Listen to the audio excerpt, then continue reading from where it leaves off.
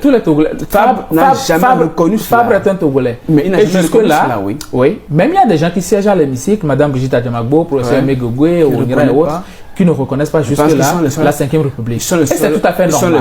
À un moment donné, vous avez tout à l'heure parlé de culture politique. Oui. Nous devons aller à l'école de la politique. Aujourd'hui, en Côte d'Ivoire, à son bilan, qu'il a été élu.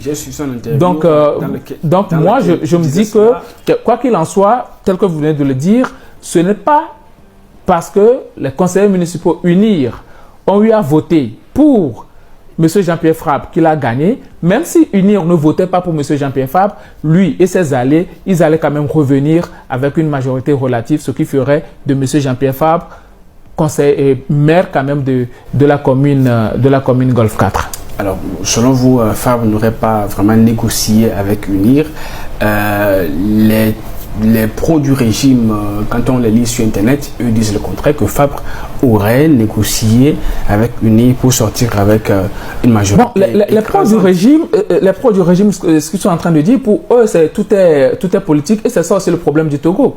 On fait de la politique politicienne, et à un moment donné, on n'essaie pas de faire la part des choses. Parce que là, on est en train de parler de développement à la base. Si on veut juste faire de la politique, ce n'est pas du tout bien pour notre pays et ce n'est pas du tout bien pour les communes du Togo. Mais vous ne savez pas ce que donc, à un moment donné... C'est passé dans les coulisses. Hein. Oui, mais il y a des choses qui se disent et tout ça, des choses qui ne sont pas d'ailleurs vraies. Parce que... Fabre pourrait négocier avec UNIR, c'est possible. Hein. Oui, ben, dans les normes, il n'y a pas de problème à négocier une mairie, discuter en coulisses pour demander aux conseillers municipaux de voter pour lui, mais ça ne peut pas poser de problème. Mais ici, disons ce qui est vrai. Disons ce qui est vrai. Le monsieur a refusé de négocier avec UNIR. Vous savez, si M. Jean-Pierre Fabre avait voulu négocier avec UNIR, et s'il avait réellement négocié avec UNIR, aujourd'hui, même des fauteuils allaient fuiter. Parce que nous connaissons très bien ce parti politique-là. Aujourd'hui, eux sont en train de parler d'ouverture de la part du parti UNIR.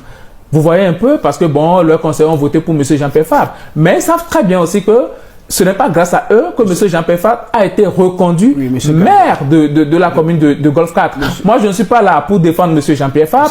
Je suis là, non, je suis là pour relater les faits. Et donc, je dis ce qu'il y est. Donc, moi, je pense qu'à un moment donné, nous devons baisser un peu quand même la tension et savoir que notre développement, le développement de nos communes est quand même très important. On a de réels travaux à faire que de s'attarder quand même sur l'élection d'une personne et tout. Et il y a beaucoup de personnes qui ont été réélues. Mais si aujourd'hui, c'est juste la personne de M. Jean-Pierre Fabre qui fait objet de commentaires et c'est parce que c'est justement et il y a beaucoup de personnes qui ont été réélues. Mais si aujourd'hui c'est juste la personne de M. Jean-Pierre Fabre qui fait objet de commentaires et c'est parce que c'est justement Jean-Pierre Fabre qui a été un farouche opposant contre le régime du père de Gnassingbé. Et il est toujours un farouche opposant contre le régime du fils, Faure Gnassingbé, et qui se retrouve à devenir maire. Bon, il va falloir que c'est la fin là qui le sera resté. Comme le dit, j'emprunte les mots de Jerry Tama, l'ex-patron du parti Le Net, qui pense que Jean-Pierre Fabre intente d'avoir une triste fin. Non, écoutez, moi je respecte beaucoup M. Jerry Tama, mais il y a des propos qu'un politicien ne tient pas. Il peut se dire que bon, il est un ex-politicien. Mais quoi qu'il dise, il est en train quand même d'intervenir sur la vie politique de la nation. Et depuis ça, même quand il était dans la politique, il lançait toujours des pics à M. Jean-Pierre Fabre. Mais par après, il revenait toujours pour dire que non, c'est Jean-Pierre Fabre qui a la popularité. Donc, s'il ne lançait pas de pics à M. Jean-Pierre Fabre, à qui le ferait-il? Vous voyez un peu? Donc, à un moment donné, j'ai eu à lire aussi ce que vous dites là de M. Jerry Tama. Et moi, ça m'a attristé que ce soit lui qui est en train de dire un certain nombre de choses, qui disent cela.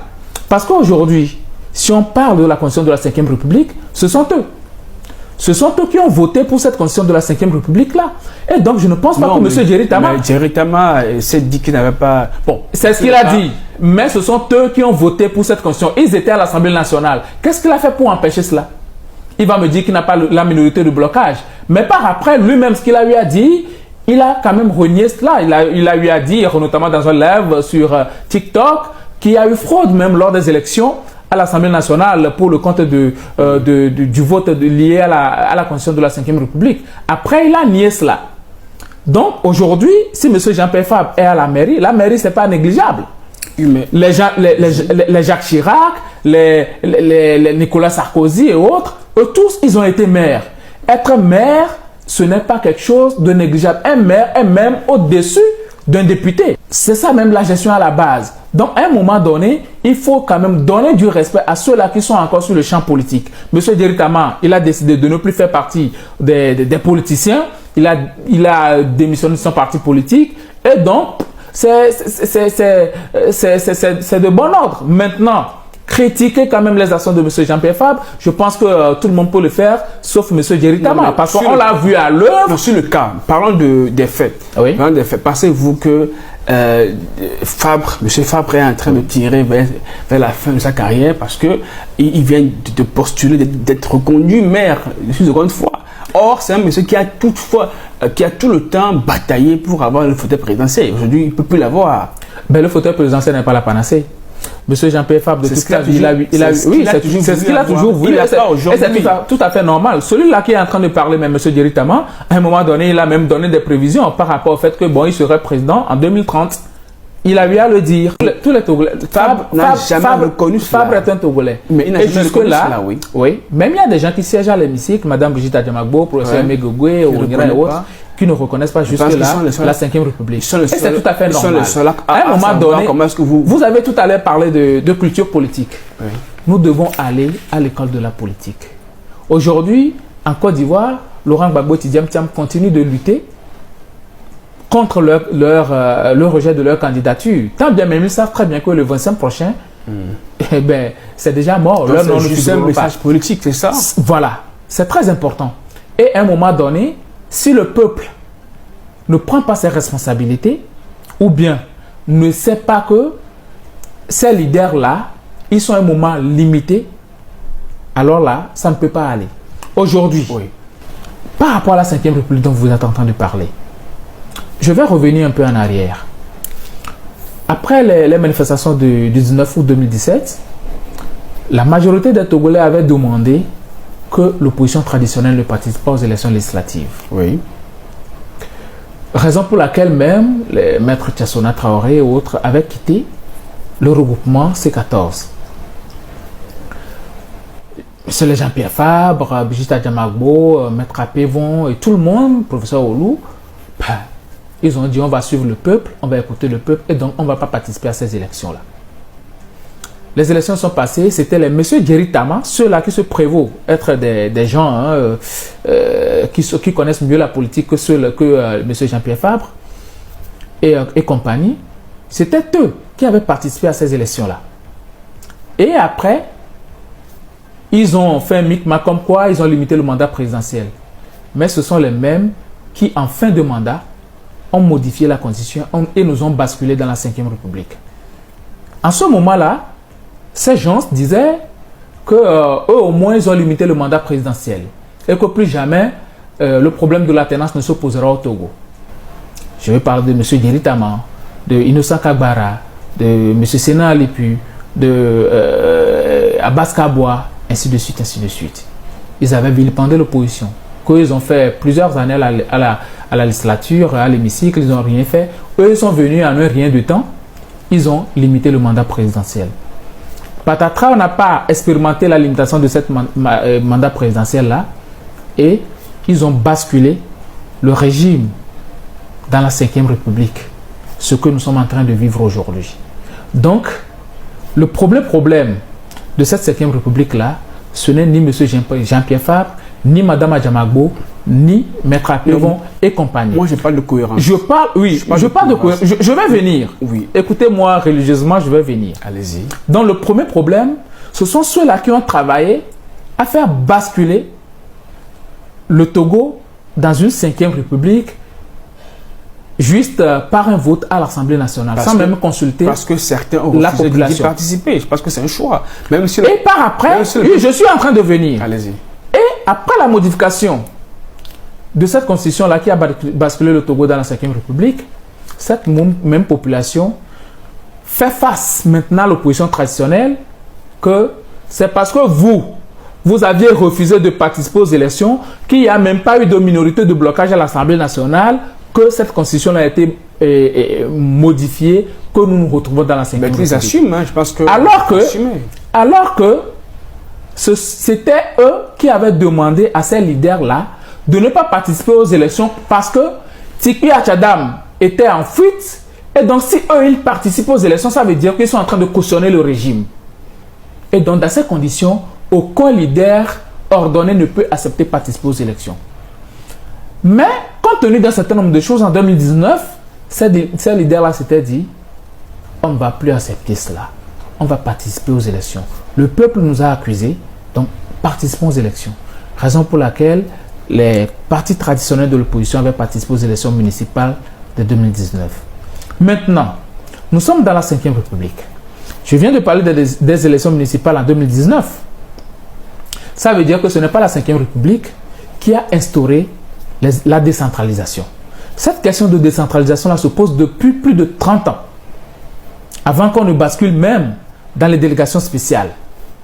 Et donc, la décentralisation n'a rien à voir avec la 5e République. Aller à l'Assemblée nationale, siéger et voter des lois pour cette 5e République-là, c'est cautionner la 5e République. Aujourd'hui, heureusement, Dama Djamagbo, quand bien même elle est à l'hémicycle, mais elle lutte contre la 5e République. Avec assurance qu'elle ne va jamais gagner. Oui, avec assurance, mais quand même, c'est un message. Elle tient jusqu'au bout. Est-ce que les Togolais veulent les messages? Mais les Togolais ne veulent pas les messages, ils veulent quoi? Quand on demande aux Togolais, allez dans les urnes, allez voter, suivez votre vote là. Qu'est-ce qu'ils font? Ils disent, on ne va pas aller, on reste à la maison. Et c'est ce qui m'étonne aujourd'hui par rapport à ces élections des maires. Les Togolais avaient décidé de ne pas participer. Pourquoi l'élection des maires les intéresse? Ça ne doit pas les intéresser.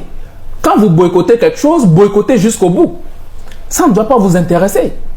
Donc, à un moment donné, moi, je veux de la cohérence. Si c'était la 5e République qui avait instauré les élections municipales, je ne suis pas sûr que ces leaders-là allaient participer. Mais c'est parce que ces élections n'ont rien à voir avec la 5e République, ils ont décidé de participer aux élections. Et les Togolais doivent apprendre à voir le verre à moitié plein qu'à moitié vide. Si ces communes-là ont à leur tête les leaders de l'opposition, c'est une aubaine. C'est une aubaine. Maintenant, il faut militer à ce que les lois ou beaucoup plus de prérogatives soient accordées quand même à ces mairies-là pour que peut-être lors des manifestations, en demandant une manifestation, que ce ne soit pas le préfet ou autre là qui décide d'annuler ou bien d'interdire les manifestations, mais que ce soit les maires qui aient la possibilité d'accorder l'autorisation à manifester. Alors, M. Gabin, merci beaucoup pour vos propos. Lors de l'élection de M. Fabre, on a vu qu'il y avait un corps de bloc unique qui était là. Il n'y a pas de moindre. Il y avait M. Bawara, il y avait M. le ministre Awate, il y avait M. Bodjona qui était là, il y avait M. Sénat Lépu qui était là. C'est très rare qu'on voit ces messieurs-là venir à des élections municipales qui doivent... Il a eu à batailler plus de 35 ans dans cette histoire d'opposition. Avec échec et mat. Il peut poser des actes qui peuvent ne pas plaire. C'est tout à fait normal. Aucune œuvre humaine n'est parfaite. C'est ça. Maintenant, c'est un citoyen comme tout autre. Le problème du Togolais est que le Togolais a toujours attendu un messie. Oui. Que bon, M. Jean-Pierre Fabre peut-être c'est un super homme et donc il va venir régler tous les problèmes. Avant c'était M. Jikis Olympio, ensuite c'était Tikpi Achada, M. Jean-Pierre Fabre, ainsi de suite, Aboiboy, tout ça. Donc à un moment donné, à chaque moment que ces personnes n'arrivent pas à opérer le miracle que le Togolais attendait, ils disent que c'est un échec. Alors qu'ils doivent savoir qu'un combat pour la démocratie, pour l'alternance, c'est un combat d'ensemble. Ce n'est pas un combat d'une seule personne. Et donc, si vous-même, vous avez eu à travailler pour affaiblir l'opposition, et là, je ne parle pas que de M. Jean-Pierre Fabre seul. Parce que même dans Gouenivé, il y a eu l'élection d'un candidat de FDR. C'est un candidat de l'opposition. Donc, à un moment donné, les Togolais doivent savoir que ce combat-là, ceux-là qui veulent ravir le pouvoir à M. Faure Gnassingbé, ils doivent aller ensemble. Ils ont bataillé, ils ont travaillé pour affaiblir l'opposition. Qui ça? Mais les Togolais. Non, mais vous n'allez jamais voir Gabriel, les Togolais. Non, je suis sérieux. Non, revenons sur terre. Oui. Je repose la question autrement. Oui. Vous dites que des militants des partis de Jean-Pierre Fabre ont travaillé contre lui. C'est Fabre. Pas du tout. Je vous rappelle. C'est pas ce que je suis en train de dire. Je rappelle que Fabre a été. Il y a les militants, il y a les sympathisants et puis il y a la majorité des Togolais. Ils sont qui? Ils sont avec personne. Cette majorité. Vous écoutez pratiquement dans les émissions interactives. Vous écoutez sur les radios, sur les chaînes télé, et ainsi de suite. Les journalistes et tout ça. Vous écoutez même sur les plateformes. Des gens qui, à longueur de journée, torpillent l'opposition. Et même lors de ces manifestations, il y a eu des gens qui ont eu à dire non, nous ne voulons pas des leaders politiques, nous ne voulons pas des leaders de l'opposition. Comme si ceux-là n'ont pas travaillé pour que les choses changent dans ce pays. On doit arrêter les Togolais à un moment donné. Ils ont travaillé avec qui? Avec des militants, avec des Togolais. Ils ont travaillé avec des militants. Je vous rappelle qu'en 2010, Fabre était en bonne posture au Togo parce qu'il avait la côte. En 2015, il avait la côte. La côte est perdue en 2018. Et ça, ce n'est pas la faute des Togolais. Les Togolais ont toujours suivi les mots d'ordre. Je vous rappelle que quand l'ANC et l'opposition appelaient à manifester, les Togolais étaient dans les rues. Donc, reprocher aux Togolais de ne pas avoir suivi l'ordre, de critiquer l'opposition, je pense qu'ils ont le droit d'être déçus. Le problème, la plupart du temps, sous notre pays, c'est que quand on est engagé en politique, les populations pensent la plupart du temps qu'ils sont en train de lutter pour un leader. Oui, mais pour qu'un leader vienne au pouvoir. Mais qui leur donne On a connu 2005. Écoutez, moi en 2010, j'ai vécu l'élection de M. Jean-Pierre Fabre, c'est-à-dire ces présidentielles-là, je les avais vécues. Et durant toute la mandature de M. Faure Gnassingbé de 2010 en 2025 à 2015, M. Fabre n'a pas baissé la garde. C'est la première fois au monde qu'il y a eu des manifestations de rue pendant 4 ans. C'est la première fois au monde. Et il a eu à tenir la dragée haute. Et les gens savent dans quelles conditions M. Jean-Pierre Fabre a essayé de participer quand même à ces élections-là avec les histoires de démission de, comment on dit, Gilles Christ Olympio qui serait tombé dans un escalier à Washington et tout ça.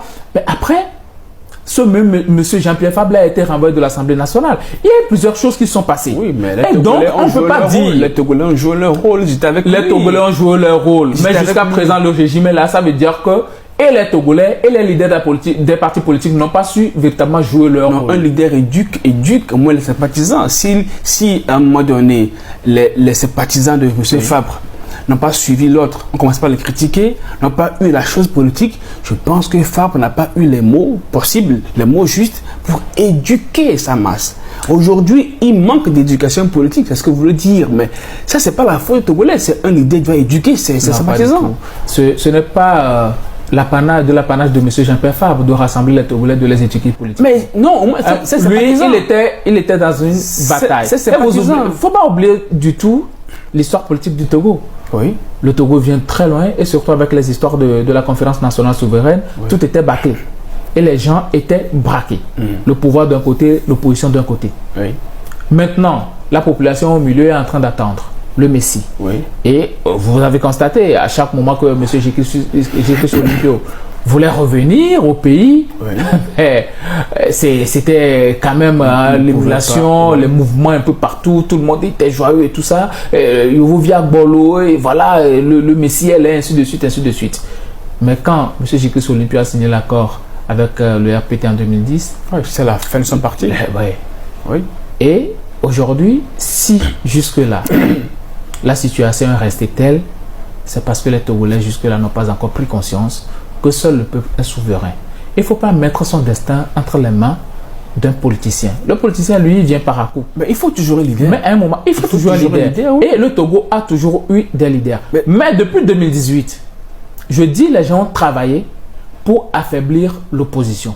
On a toujours, à chaque moment, inventé des histoires. Celui-ci a fait ci, celui-ci a fait ça, ainsi de suite, ainsi de suite. Et par après, ceux-là qui disent lutter contre le pouvoir prennent le verbatim lancé par les tenants du pouvoir et luttent contre eux-mêmes, c'est-à-dire luttent contre leur propre parti politique, luttent contre les opposants.